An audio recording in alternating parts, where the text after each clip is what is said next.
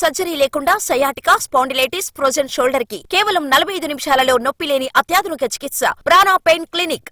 కార్యకర్తలు భవిష్యత్తు గురించి ఆలోచించాలన్నారు సీఎం చంద్రబాబు. రాష్ట్రంలో అందరికీ పథకాలు అందిస్తామన్నారు ఆయన. ఎన్డీఏ పక్షాలను గౌరవిస్తామని, కానీ పనులన్నీ కూడా టీడీపీ క్యాడర్ చేతుల మీదుగా జరగాలి అన్నది తన అభిమతమన్నారు. ఎవరైనా నాయకులు దీనికి విభిన్నంగా పనిచేస్తే వాళ్లను నియంత్రిస్తామని హెచ్చరించారు చంద్రబాబు.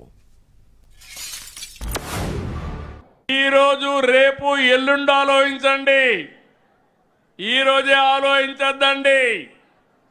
ఆ విషయంలో కూడా అందరం కూడా క్లారిటీ ఉండాల్సిన అవసరం ఉంది.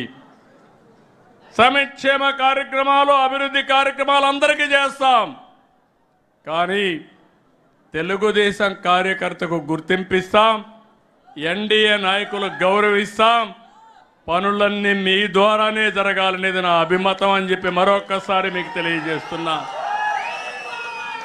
ఎవరైనా నాయకులు దీనికి విభిన్నంగా పనిచేస్తే ఆ నాయకులు నియంత్రణ ఇస్తారు.